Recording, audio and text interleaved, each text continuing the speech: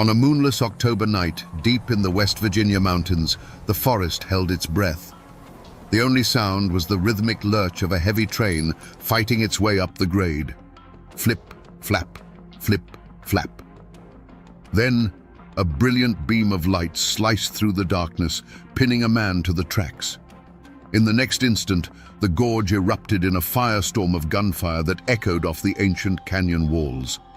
The newspapers called it a victory for law and order, the end of the notorious McGraw gang. But was that the whole truth? Tonight, we follow the echoes of that gunfire back in time. We'll push past the headlines and Pinkerton reports to the whispers in the hollows where these men were called something other than criminals. They were called heroes. We are going to find the truth behind the legend of the McGraw brothers and what really happened on the last fateful run of the train they called the flip-flap. Before the gunfire and the legend, there was just the hollow. Life there moved with the sun and the seasons, not the ticking of a pocket watch. Morning mist clung to the valleys like a shroud, burning off to reveal hillsides thick with rhododendron and ancient hardwoods. The air smelled of damp earth, wood smoke, and pine. The only clock you needed was the ache in your back that told you it was time to rest, and the rumble in your belly that told you it was time to eat. This wasn't just a place. It was a world unto itself, governed by the creek, the forest, and the sky. At the heart of this world was the McGraw family's small plot of land, anchored by a cabin built from chestnut logs by their grandfather's own hands. It wasn't much by a city man's standards, just a few acres of stubborn corn, a spring house dug into the cool earth, and a porch that overlooked the whole valley. But to them, it was everything. Every stone in the chimney, every well-worn plank on the floor, was a testament to the family's sweat and survival. This land was their memory, their birthright, and their future, all tied up in one. The three brothers were as much a part of this landscape as the trees. Elias, the eldest, was the quiet one, with eyes that saw the world in lines and angles. He'd find strange patterns in the stars and could sketch a map of the surrounding ridges from memory that was truer than any government survey. Caleb, built like an ox, was the earth itself. His strength was a thing of local legend, but it was a quiet strength, used for felling timber and plowing the rocky soil. And then there was Finn, the youngest. He was the creek, fast, wild, and unpredictable. He knew the woods so well it was said he could track a whisper, his laughter echoing through the trees as he hunted. They weren't outlaws. They were sons of the mountain, dreaming simple dreams. Elias hoped to one day build a proper school in the valley. Caleb wanted nothing more than to marry his sweetheart and raise a family on the land he loved. Finn just wanted the freedom of the hills, the thrill of the hunt, and the respect of his kin. They were bound not just by blood, but by a shared love for this simple, hard, and honest life. But then, the outside world came creeping into their hollow. It arrived not with a bang, but with the quiet clicks of a surveyor's tripod and the rustle of papers covered in words they couldn't understand. Men in clean city clothes walked their land, driving stakes into the ground and marking ancient trees with slashes of paint. They spoke of progress, of a great steel artery that would bring wealth to the mountains. They laid a deed on the McGraw's kitchen table, a piece of paper that they claimed overrode the decades of sweat their family had poured into the soil. Their father, a man who had faced down panthers and harsh winters, was broken by that piece of paper. The family lost the better part of their land, the very heart of their homestead, for pennies on the dollar. The surveyor's paint on the trees felt like a scar, and the rumble they soon heard in the distance, the sound of dynamite blasting a path for the railroad, was a constant, gut-wrenching reminder of their helplessness. The world they knew was being carved up and hauled away, one coal car at a time. And with every distant train whistle that cut through the quiet of the hollow, a cold, hard knot of resentment tightened in the hearts of the three McGraw brothers. That land wasn't just dirt and rock. It was a living history, paid for in blood and sacrifice. The first McGraw to set foot in that hollow was a veteran of the Revolutionary War, a man who had fought the British at King's Mountain. He was given the land as a grant, a reward for helping to forge a new nation. He didn't receive a tidy deed from a lawyer's office. He received a promise, which he then had to make real with his own hands. He cleared the timber, fought off panthers, and built a life from scratch, believing he had earned a piece of the freedom he fought for. His title wasn't written on paper. It was carved into the very landscape. A generation later, another war came to test the family's resolve. When the country split in two during the Civil War, these mountains became a hornet's nest of divided loyalties. Neighbors took up arms against neighbors. The McGraws, like many mountain folk, cared little for the politics of Richmond or Washington. Their loyalty was to their own kin and their own hollow. They refused to fight for a cause they didn't believe in, hiding their sons and their livestock from recruiters of both armies. This taught them a bitter lesson. When powerful men draw lines on a map, it's the common folk who bleed. It deepened their distrust of any authority that came from beyond their own ridgelines. Because of this history, a name like McGraw carried a weight as heavy as a blacksmith's anvil. It was more than just a name, it was a code. To be a McGraw meant you didn't bow to anyone. It meant your handshake was a binding contract, and your land was an extension of your own soul. You were expected to be quiet, neighborly, and God-fearing. But if someone wronged you or yours, if they took what was earned by the sweat of your ancestors, you were bound by honor to see it set right. It wasn't about vengeance, it was about balance. So when the railroad company came with its lawyers and its fraudulent deeds, they weren't just stealing property. They were spitting on the grave of that revolutionary soldier. They were dismissing the family's century of hardship and self-reliance as if it meant nothing. In the eyes of Elias, Caleb, and Finn, this wasn't a business transaction. It was a declaration of war. They felt the weight of their name, the gaze of their ancestors, and they knew that the code they lived by demanded a response. The roots of this feud ran far deeper than a single property line. They were tangled in the very soul of the mountains. But the McGraw's defiance, born of honor, wasn't shared by everyone. For every family that nodded in grim approval, there were two more who had already bent the knee. They'd taken the railroad's meager pay, moved into company shacks, and learned to keep their heads down. These folks saw the McGraws not as heroes, but as a threat, a dangerous reminder of a pride they could no longer afford. And this division created the perfect breeding ground for suspicion and bad blood to fester. The face of this division, the human face of the railroad's power in their valley, was a man named Jedediah Stone. Stone's family had been rivals of the McGraws for generations, always competing for the best bottomland or the biggest timber contracts. When the railroad came, Stone saw his chance. He became their local man, a land agent and foreman who walked with the swagger of borrowed authority. It was Stone who had delivered the final papers to the McGraw's father, and it was said he did so with a smirk on his face. He was one of them, but he had chosen a side. The tension first boiled over in public, right in front of Abernathy's general store. Jed Stone was bragging about the new survey lines, how they'd be running track right through the McGraw's old hunting grounds. Caleb, who was there to buy salt, overheard him. He didn't say a word at first, just stood there, his massive frame filling the doorway. The store went silent. Stone, emboldened by his new position, made the mistake of pushing. "Something on your mind, McGraw," he sneered.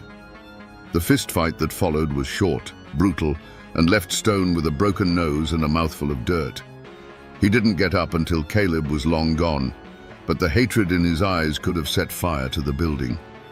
After that, the whispers started. They were quiet at first, traded over checkerboards and sacks of flour. Jed Stone and his cronies began to paint the McGraws as violent and unhinged. Caleb's got a temper that ain't natural, they'd say, and that Finn, he's half wild, spends more time in the woods than with decent folk. The rumors, like kudzu vine, began to snake their way through the hollows, choking the truth. Elias tried to cut through it with reason. even attempting to negotiate a fair price for timber from their remaining land. Stone, acting as the company agent, laughed and offered him a fraction of its worth, knowing they had no other way to get it to market. The insult was as sharp as a slap in the face. The poison had seeped deep into the community, turning old neighbors into quiet enemies and small grudges into deadly threats. It started with the whispers of the woods themselves. An old she-panther, whose territory was miles up the ridge, began to scream at dusk just beyond their clearing, a sound like a woman being murdered, a cry that made the hair on your arms stand up. One evening, the sunset bled across the sky in a shade of red so deep and unnatural that the old folks called it a blood sky, a sure sign that the earth was about to drink its fill.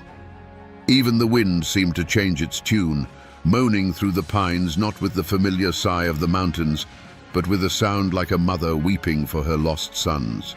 These were the old signs, the omens the McGraw's grandmother had taught them to heed, and they settled like a cold frost on their spirits.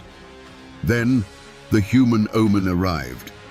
He wasn't a railroad bull or a county sheriff. He was a man named Sterling, a detective from the Pinkerton Agency. He didn't ride in with a posse. He simply appeared one day at Abernathy's store, looking as out of place as a Bible in a saloon. He wore a dark city suit, a bowler hat, and his face was clean-shaven and pale. He didn't speak much, just bought some tobacco and sat on the porch, watching. But it was the way he watched that unnerved everyone. He didn't look at the mountains with wonder. He looked at them like a grid on a map. He studied the faces of the local men, not with curiosity, but with a cold, detached calculation, the way a butcher studies a side of beef. Elias saw him that day and felt a chill that had nothing to do with the autumn air. He was a planner, a man who understood strategy, and in Sterling's quiet, assessing gaze, he saw a different kind of mind at work. This wasn't a man who could be intimidated by Caleb's strength or charmed by Finn's smile. This was a patient hunter, a man who would use traps and wires and logic, not just guns. That night, Elias sat on his porch, the familiar ridges and stars offering no comfort. A profound and unshakable dread settled deep in his gut. He knew, with a certainty that defied reason, that the game had changed. They were no longer just striking back at a faceless company. A reckoning was coming, and the game was no longer theirs to control. The breaking point didn't come with a roar, but with the quiet, rhythmic scrape of shovels against sacred ground. Finn was tracking a buck high on the ridge when he heard it, an unnatural sound in the one place that should have been silent. Creeping through the underbrush, he froze. Below him, in the small clearing that held the McGraw family graves, a work crew was driving stakes. Jedediah Stone stood among them, pointing, directing. They were marking a path for the tracks, and the line went right through the weathered headstones of his grandparents. The cold dread he'd felt for months instantly turned into white-hot rage. He didn't run back to the cabin screaming. The fury was too deep for that. He walked, cold and deliberate, and his brothers saw the look in his eyes and knew. Together, the three of them walked back up the ridge. They weren't armed for a fight. Elias carried only the original tattered land grant from the war, a last, desperate appeal to history and honor. They found Stone's crew about to pry loose the first of the fieldstone markers. "Stop," Elias said, his voice quiet, but carrying the weight of a judge. "This is consecrated ground. Your company's deed has no claim here." Jed Stone turned slowly, a smug, contemptuous grin spreading across his face. He spat a stream of tobacco juice near the oldest grave. "Your deed is a piece of history, Elias. This," he said, waving the company's official survey, "is the law. And the law says, I own every leaf, rock, and bone on this mountain. Now, I'm telling you for the last time, get off company property before I have you removed." He gave a sharp nod to one of his men, a hard-faced guard with a pistol holstered on his hip. That was the spark. Finn let out a choked cry of fury and lunged, not at Stone, but at the man reaching for his grandmother's headstone. In the same motion, the guard drew his pistol. A deafening crack echoed through the clearing, and Finn was thrown back, a dark red line blooming on his forearm. The sight of his brother's blood broke something in Caleb. The quiet, gentle giant was gone. In his place was a force of nature. With a roar that seemed to shake the very trees, he charged into the work crew. It was over in seconds. The sound of a man's jaw breaking under Caleb's fist was like a dry branch snapping. He threw one man into a briar patch and disarmed the guard before he could fire again. He grabbed Jedediah Stone by the shirt front, lifted him clean off the ground, and hurled him down the hillside. The crew scrambled away like frightened squirrels, dragging their wounded, leaving a silence broken only by Caleb's ragged breathing. The first blood had been spilled.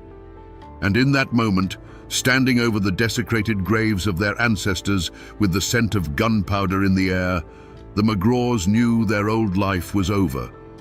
They weren't farmers anymore. They were fugitives. The familiar heavy rhythm began its count in the darkness. Flip-flap, flip-flap.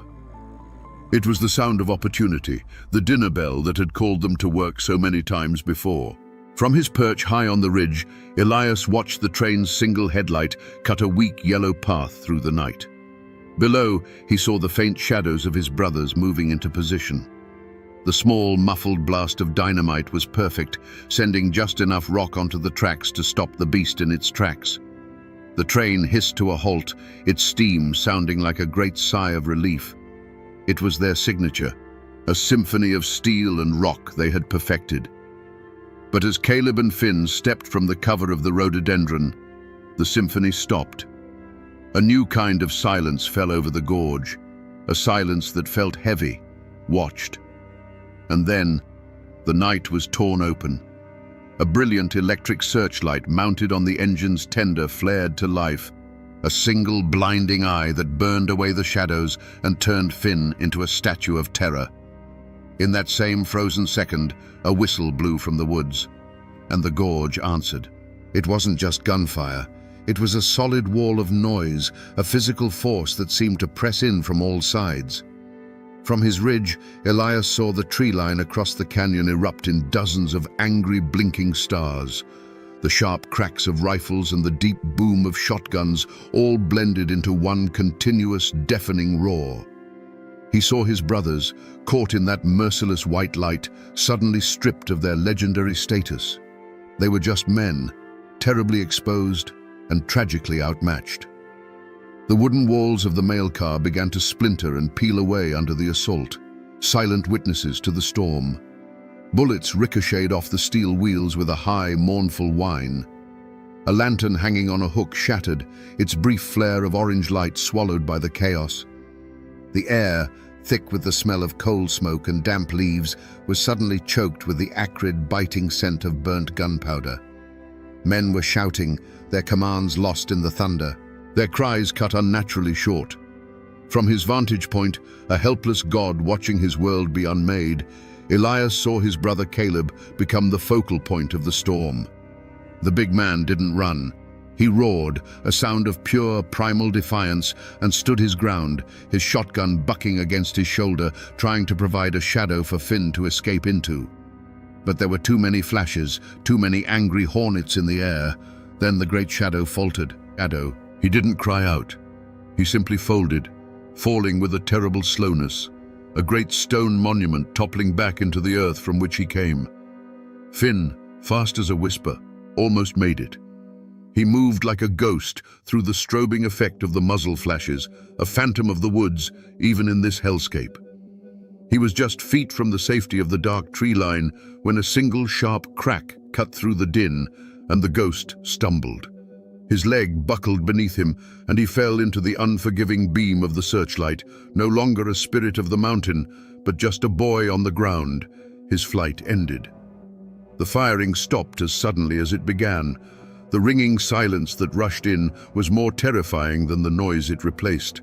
The searchlight continued its slow, indifferent sweep across the scene, illuminating the splintered wood, the pockmarked rocks, and the still, dark shape that had been Caleb McGraw. Elias lay flat against the cold stone of his lookout, the smoke burning his lungs, a ghost left behind to witness the slaughter of his family. For Detective Sterling, this was never about justice, and it was certainly not about honor. It was about solving a problem. From his temporary office in the county seat, surrounded by maps, train schedules, and telegraph reports, he saw the entire situation as a complex equation. The McGraw brothers were not men. They were a variable, an unpredictable disruption to the orderly flow of commerce. And his job, the job he was paid very well for, was to eliminate that variable. His initial attempts to hunt them had been a source of immense professional frustration. His best agents, men who could track a pickpocket through the most crowded city streets, were useless here. They stumbled through the woods like cattle, leaving a trail a blind man could follow. They were spooked by the silence, by the feeling of being constantly watched. Sterling quickly realized that trying to beat the McGraws in their world, by their rules, was a fool's errand. They were part of the mountain. He was not. It was a tactical disadvantage he could not overcome with manpower alone. That's when the switch flipped in his mind. He stopped thinking like a detective trying to catch a criminal and started thinking like an engineer trying to fix a faulty machine. If you can't get to the broken gear, you don't keep reaching for it. You change the entire mechanism. He decided that if you can't hunt the wolves in their den, you burn the whole forest down. His plan, the searchlight, the dozens of hidden riflemen, the coordinated telegraph signals, was never designed to be an arrest. It was an extermination, planned with the cold precision of a mathematician solving for X. The risk of a shootout during a capture attempt, the possibility of escape, the circus of a trial, these were all inefficient outcomes. The solution was overwhelming, inescapable, lethal force. And so, as the telegraph key in his office clicked out the final report from the gorge, targets neutralized, 1 KIA, 1 captured, assets secure, Sterling felt no thrill of victory. He felt no remorse. He felt a quiet, profound sense of satisfaction. It was the feeling an architect gets when a bridge holds its weight, the feeling a watchmaker has when the last gear clicks into place and the second hand begins its perfect, steady sweep. He didn't picture Caleb McGraw's body cooling on the tracks or hear the echo of the gunfire. He saw a closed file, a completed contract, a problem solved. He simply folded the telegram, made a neat entry in his ledger, and began drafting his final invoice for the Chesapeake and Ohio Railroad. When the last echo of gunfire faded, an unnatural silence fell upon the gorge. It was a dead quiet, heavier and more profound than the peace that had preceded it. The only sounds were the soft hiss of steam from the wounded train and the slow drip of water from the rocks. The searchlight continued its steady, unblinking sweep, painting the scene in stark, ghostly whites and deep, inky blacks. Men in dark coats emerged from the trees, not with whoops of victory, but with the grim, methodical purpose of undertakers.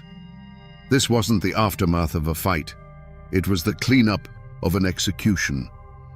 They found Finn first, trying to drag himself toward the darkness of the forest. The wild spirit that danced in his eyes was gone, extinguished and replaced by a glassy look of shock and pain. They hauled him to his feet, his wounded leg buckling, and bound his hands without a word. The phantom of the woods, the boy who could move like a whisper, was now just a prisoner. His world shrunk to the cold iron of handcuffs and the hard stares of his captors. He didn't struggle. He just stared past them, at the still, dark shape lying by the tracks.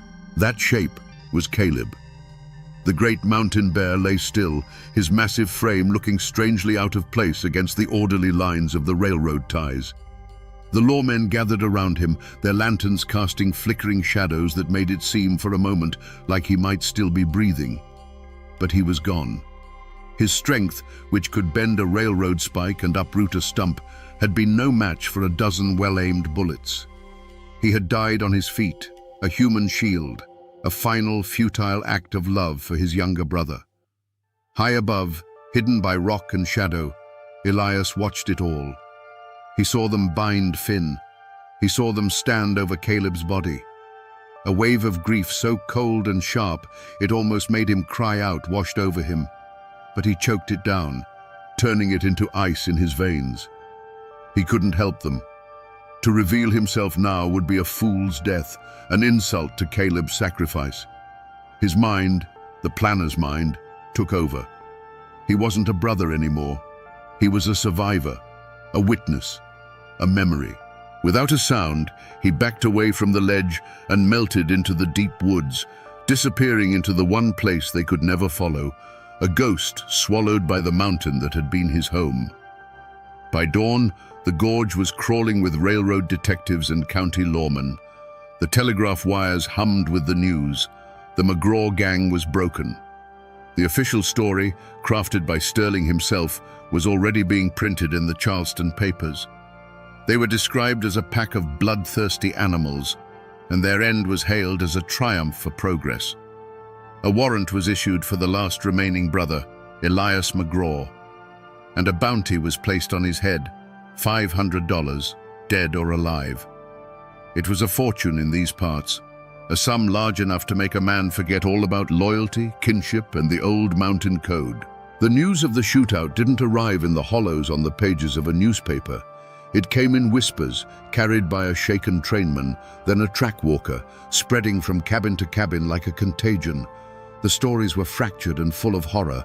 The blinding light, the sheer volume of the gunfire, the sight of Caleb McGraw's body. Then came the official story, crisp and clean as a new dollar bill, printed in the Charleston papers that Jedediah Stone left in a stack at Abernathy's store.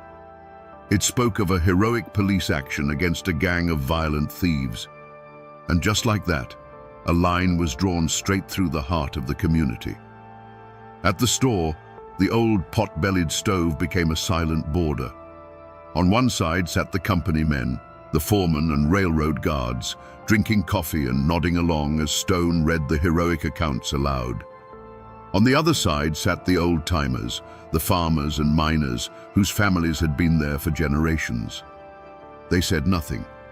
They just stared into the flames, their faces hard and unreadable, the silence in their corner of the room more powerful than all of Stone's boasting. The church congregation split too. One faction prayed for the souls of the lawmen who had restored order, while the other half offered quiet, veiled prayers for the lost and the grieving. A deep and chilling fear settled over the hills.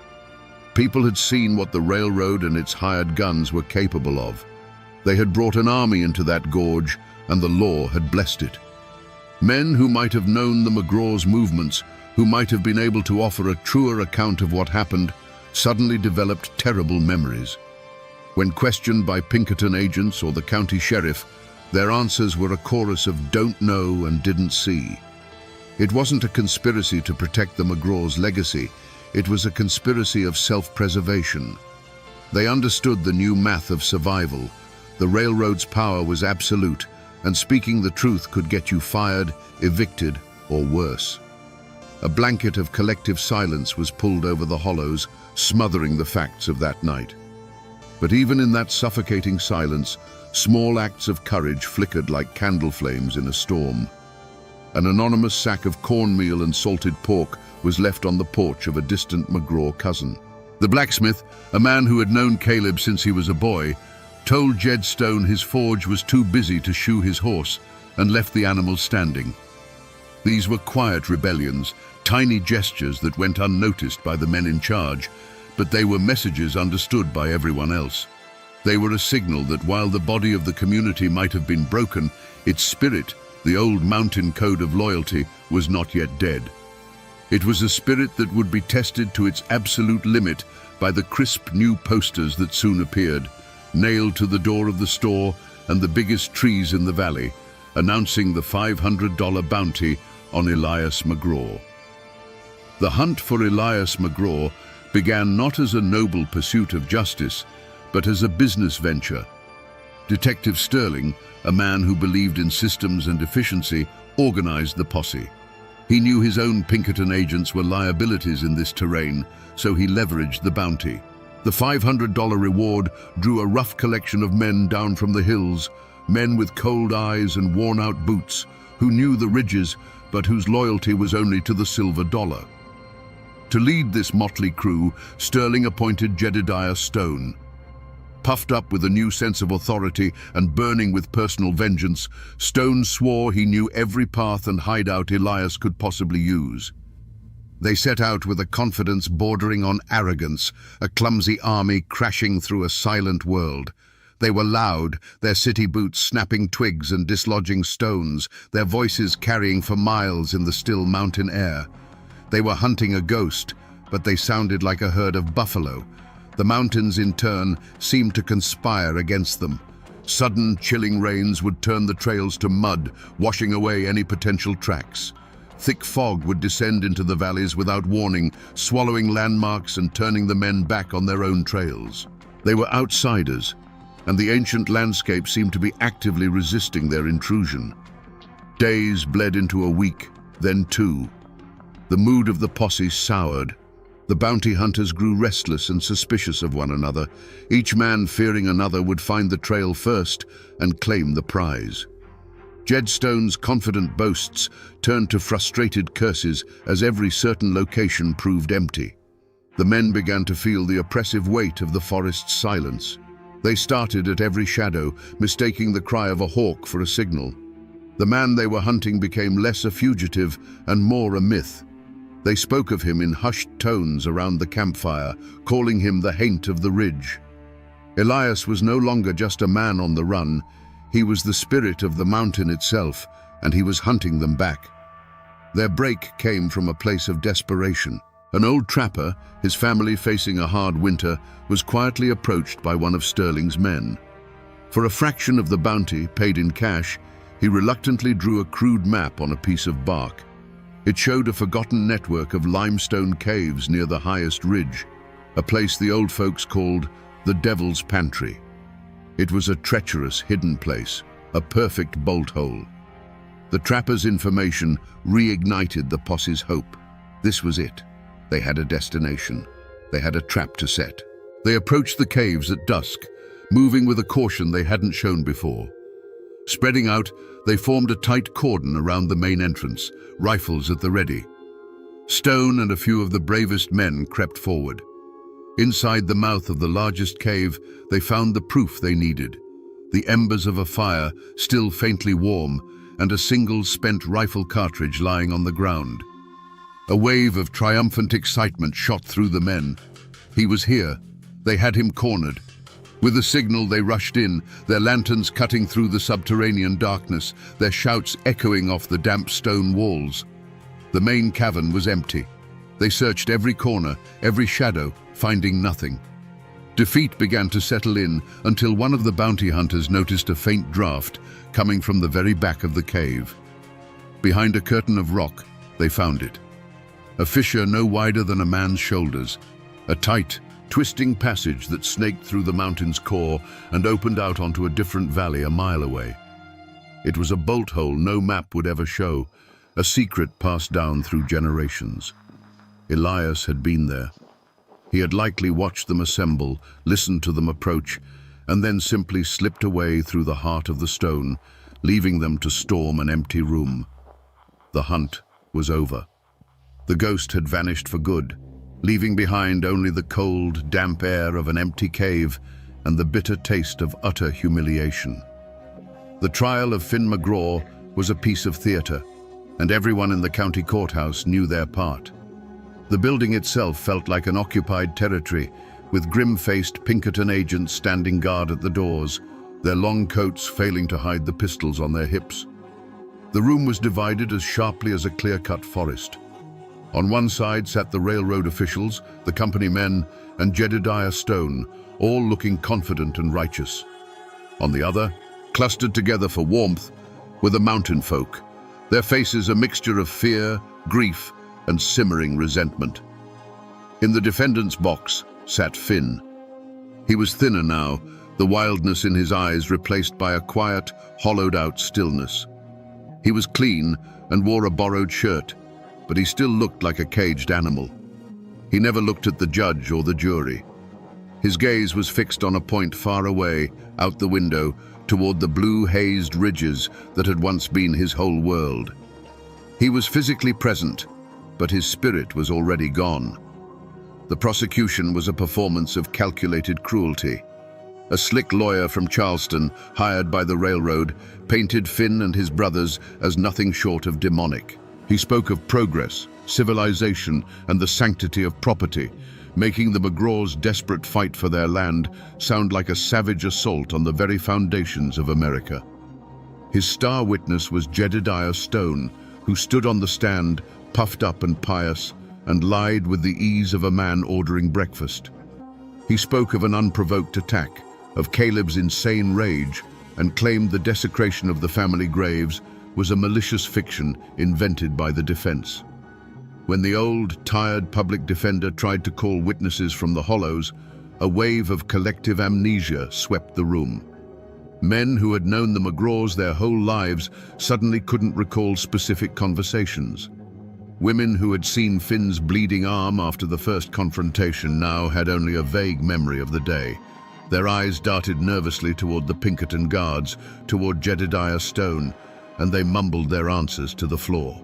It was a masterful, unspoken campaign of intimidation, and it worked perfectly. The justice of the mountains, built on honor and shared truth, withered and died under the cold glare of company power. The verdict was a formality.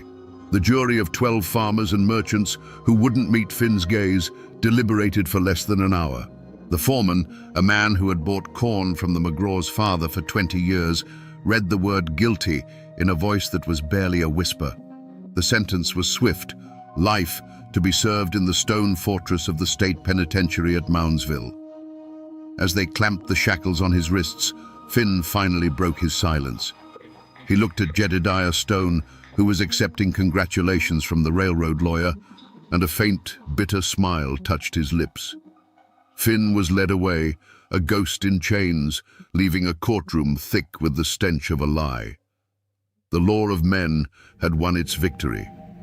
Jedediah Stone, the man who had instigated the fight at the gravesite, the man whose greed and spite had set the whole tragedy in motion, walked out of the courthouse a free man and a local hero. The question that hung in the silent, heavy air was one no one dared to ask aloud. Was this justice? Or was it just the tidiest solution? For Finn McGraw, the life sentence was a death sentence delivered in slow motion. The stone walls and iron bars of Moundsville Penitentiary were more than a prison. They were a tomb. For a boy who had measured his days by the rising sun and the call of the whippoorwill, the clang of the cell door was the sound of his world ending. The endless grey walls, the stale air, the suffocating proximity of other broken men, it was a physical torment. He withered. The mountain boy, whose lungs had been filled with clean, sharp air, began to cough, a deep, rattling sound that echoed the sickness in his soul. He died 7 years later, not from the consumption that ravaged his body, but from the slow, relentless starvation of his spirit. He never once spoke of his brothers or the location of any hidden money, taking his secrets with him to a pauper's grave in the prison yard. Jedediah Stone, on the other hand, got everything he wanted.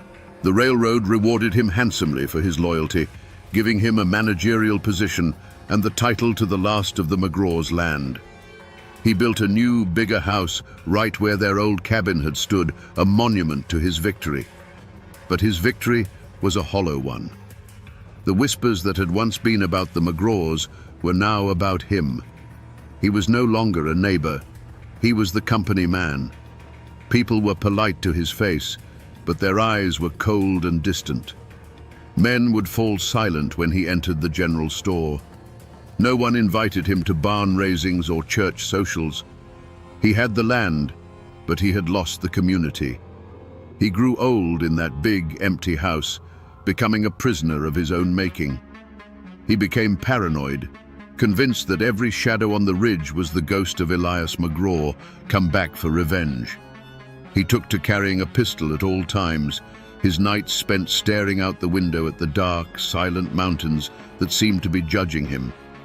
He didn't face a judge or a jury, but he served his own kind of life sentence, one of loneliness and fear. He died a bitter, solitary man, his wealth unable to buy him the one thing he had thrown away, a place among his own people. As for Detective Sterling, he barely gave the case another thought. It was a file, successfully closed.